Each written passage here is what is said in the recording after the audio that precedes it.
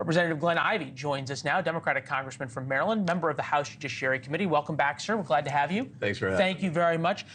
Do you agree with my assessment that President Biden comes in as the underdog? And if so, and if not, what does a win look like?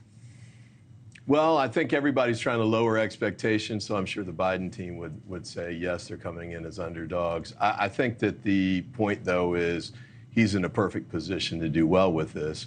And the other piece about Donald Trump being at the other podium is he's so erratic and unpredictable. Who knows what could happen there?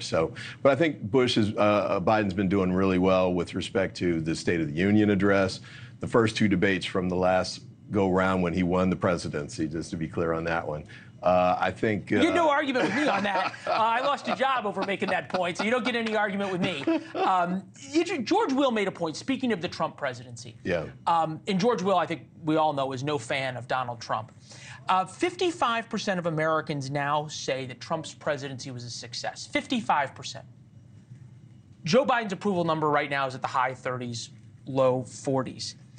How does this constant message from Team Biden that Trump is terrible a winning strategy? Well, I think there's multiple sets of people that I think they have to campaign and try and reach out to. One is the double haters. So the double haters who hate Donald Trump, telling them that maybe he wasn't so bad, I don't think is necessarily a winning strategy. And by the way, I think those are going to be probably the biggest chunk of the swing voters in this election. I think what they're going to want to hear is what's the vision going forward.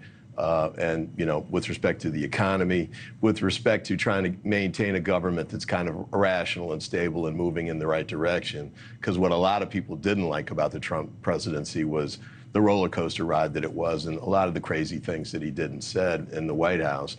And I think he's said things to reinforce that, you know, I'll be a dictator on day one and I'm going to ban. Yeah, we can go back and forth, yeah. All of that stuff, you know, we could do a whole show on. But I think at the end of the day, what Biden's done with respect to NATO and reestablishing a lot of the foreign policy relationships that we had, I think have been good too. Okay. And the economy, you've got the macro piece that's obviously doing well. The key for him is going to be to make sure that I feel your pain, right? To show some empathy there. Yeah. And being able to do that requires a deftness on your feet and ability to move. I think we can all agree one of the reasons that President Biden has lost support, especially among the African American community, down now to 76% from what he significantly lower than what he got in the 2020 election, is because of the economy and because of how his ability to articulate he feels people's pain. Charlemagne the God, very popular, perhaps the most popular, I think we could agree, African-American radio host. I'll take your word for it. Okay, well, sounds good. I don't listen either, but I've heard it. I've heard it's an interesting heard it's an interesting pod, as they say, as the kids say. Here he is talking about how high the stakes are for tomorrow night. Take a listen. All right. But if he does flop so hard that it's even the media can't deny it, should they pull him? I would say yes. I think that you would probably have no choice, you know, but to pull him if you really truly care about, you know, democracy. He's saying what? Pull Biden? He said that if Biden, in their words, flops in a way, has a senior moment, that there needs to be a willingness among Democrats to have a conversation about, if Joe Biden can't beat Donald Trump, finding somebody who can. Well, I think it's clear that Joe Biden can beat Donald Trump because he already has. And I think it'd be kind of ridiculous to try and flip-flop at this moment where we are in the campaign.